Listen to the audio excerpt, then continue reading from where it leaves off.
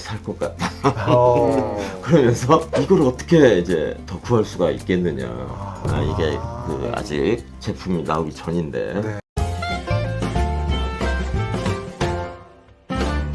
고마우시고 독자님들 오늘도 클릭해 주셔서 정말 감사합니다. 오늘 이동환 TV에 엄청난 분 두 분 나와주셨습니다.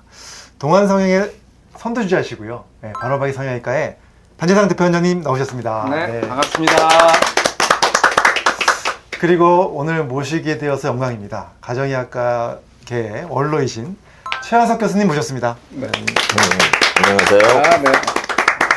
네, 우리 최한석 교수님 우리 가정의학과 이 사람은 다 아시는 분이지만 그것도 제가 존경하는 선배님이기도 하시고요. 우리 교수님 제가 옛날에 아주 어릴 때부터 많이 배웠는데 통합의학 쪽으로 또 관심이 많으셨기 때문에 또 특별한 또 제가 교수님에 대한 애정이 좀 있습니다. 오늘 우리 최한석 교수님과 함께 또 이렇게 오늘 나눌 이야기는 요즘에 그 핫한 앞타민C에 대한 이야기를 하려고 하는데요. 교수님께서 이 앞타민C 개별 인정형을 받기 위한 그 인체 적용 시험 책임자로 또 참여하셨다고 들었습니다. 제가 궁금한 건요, 교수님께서는 이 앞타민C를 어떻게 알게 되셨고 어떻게 연구를 또 함께 하게 되셨는지 궁금합니다. 네. 우리 가정의학과 의사는 네. 다양한 환자들 진료를 하지 않습니까? 그렇죠. 네. 그러다 보면 이제 어디가 아파서 왔는데 검사를 하고 이러면 정상이다 이렇게 나오는 거예요. 네. 질병으로 안 잡히고. 네네. 네. 그래서 이제 그걸 질병 전 단계라고 이야기를 하고 또 그 전 단계 그냥 증상만 있는 근데 이런 환자에 대해서는 현대의학적으로 접근하기가 힘들어요. 그렇죠. 네. 저는 이제 그걸 갖다가 현대의학에서 부족한 1%다 저는 그렇게 이야기를 하는데 네. 그러다 보니까 통합의학이랄지 뭐 그전에는 보완대체의학이라고 했습니다. 그렇죠. 기능의학 이런 쪽으로 관심을 갖게 되었고 네. 또 그러다 보니까는 여러 제품들의 그 임상 연구 의뢰가 옵니다. 네. 그런데 이제 제 제자 교수가 네. 네. 앞타민C라는 게 있는데 한번 네. 임상을 하시는 게 어떻겠느냐고. 그래서 그러면 뭐 해보자. 네. 했는데 그게 몇 년 전이신 거죠? 그게 한 3, 4년 됐네요. 3년 전. 그때 예. 처음으로. 예. 네. 네. 그런데 이제 의외로 네. 제가 생각한 것보다 더 좋은 결과가 나오니까 야 이거 오랫동안 내가 찾아왔던 그런 물질이 아닌가 저는 그렇게 생각을 했습니다. 네, 네. 그 연구를 하고 나서 결과를 확인하시면서 어떤 확신을 좀 갖게 되신 건가요? 그럼요. 네. 예. 그때 뭐 중간에 환자들의 증상이 호전됐거나 이런 것들이 좀 있었나요? 네. 그 이상하게 우리가 임상 시험이 끝날 때까지는 네. 시험군이랄지 이런 걸 모르지 않습니까? 그렇죠. 누가 진짜 앞타민C를 먹었는지, 그렇죠. 누가 가짜를 네, 먹었는지 네, 모르게 네. 하잖아요. 그런데 네. 분명히 모르는데 그 중에서 컨디션이 좋아졌다. 그리고 뭐 피로가 좋아졌다. 이제 살 것 같다. 뭐 이런 사람들이 나오는 거예요. 네, 그런 네. 경우는 거의 이제 이게 제대로 된 임상이거든요. 그런 경우였습니다. 예. 그래서 나중에 확인해 보니 그런 분들이 이제 네, 앞타민C를 네. 먹은 그룹이었다. 예. 그래서 이제 오늘은 이 앞타민C에 대한 이야기를 할 건데 그 중에서도 이제 교수님께서 연구하신 분야인 앞타민C의 면역에 대한 이야기 좀 해보려고 네네. 합니다. 이 뭐 실험 결과들을 보면 앞타민C가 면역 개선에 효과를 보였다고 하는데요. 그 실험에 대한 설명을 조금 해주시죠. 네. 네. 평소에 이제 피로한 네. 만성 피로 환자들, 네. 감기에 자주 걸린다, 뭐 방광염에 자주 걸린다 이런 네. 즉 노쇠한 환자들 대상으로 해서 임상을 했는데 120명을 120명. 대상으로 했습니다. 네네. 60명은 환자 앞타민군, 앞타민C군, 네. 60명은 이제 위약이라고 하죠. 네. 가짜약을 가짜로. 복용하는 그런 네. 그렇게 진행을 했는데 2주 후에 네. 검사에서 우리 내추럴 킬러셀, 자연 살해세포, 네. NK셀 이렇게 네. 이야기하는데 네네. NK세포가 증가하는 거예요. 오. 그것도 통계적으로 매우 유의한 네. 그런 결과를 보이는 걸 보고 네.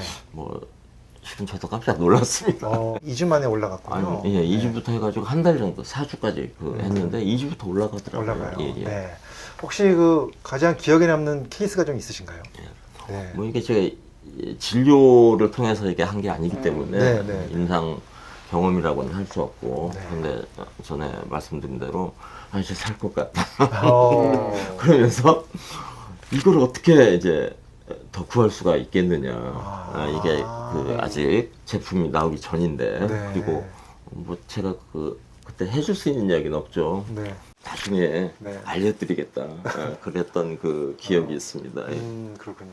자, 그래서 이제 좀 더 구체적으로 면역에 대한 걸 좀 여쭤보려고 하는데요. 면역의 종류가 많잖아요. 네. 이제 선천 면역뿐만 아니라 적응 면역에도 도움이 된다라고 앞타민 씨가 네.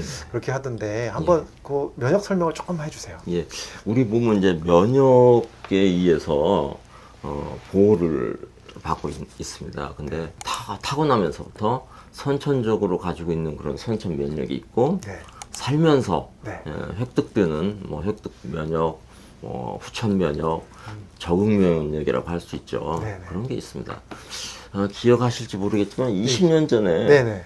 딱 20년 됐습니다. 네네. 그 우주전쟁이라는 그런 영화가 있었어요. 그런가요?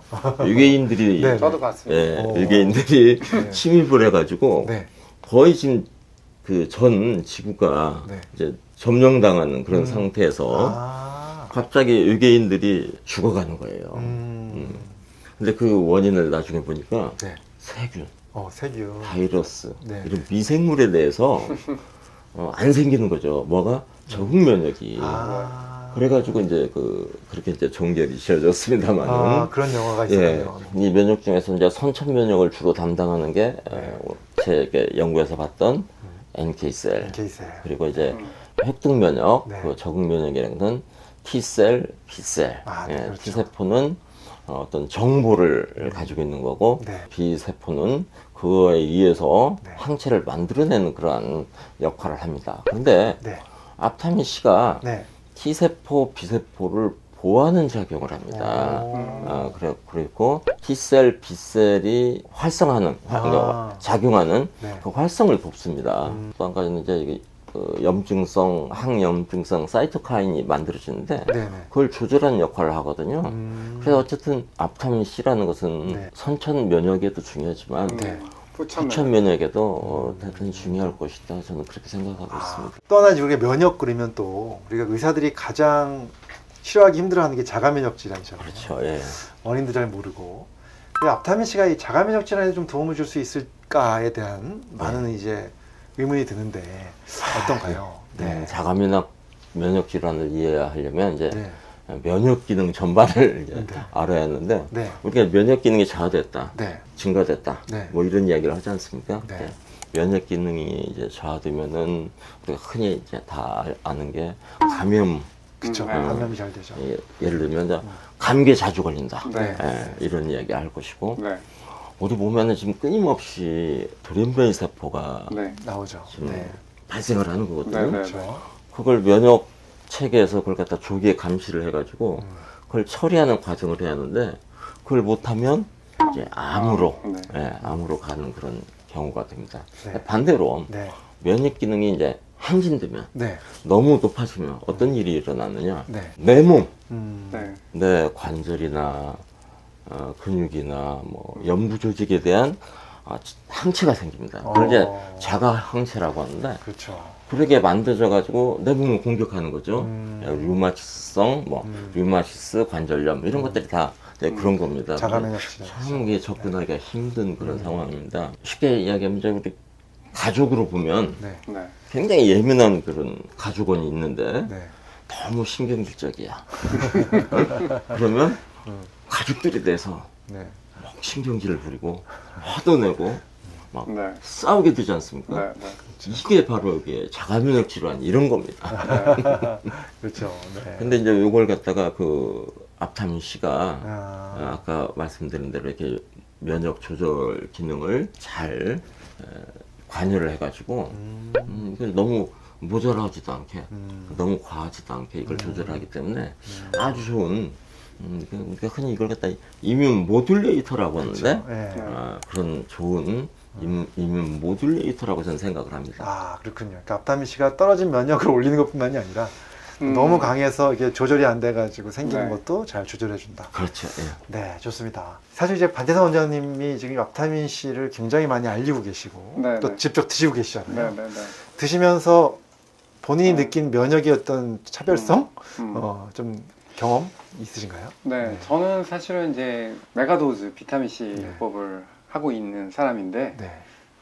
개인적으로 좀 이제 공복 운동 같은 거 할 때 이제 비타민 C를 공복 상태에서 좀 많이 먹긴 좀 부담스럽잖아요. 그렇죠. 예, 좀 부담스럽죠. 이제 그럴 때 앞타민 C를 활용해가지고 그때 이제 비타민 C 용량을 좀 줄여서 먹고 있는데 아직 컨디션에는 아무런 변화가 없고 비타민 C를 많이 먹었을 때하고 비교했을 때 네네네.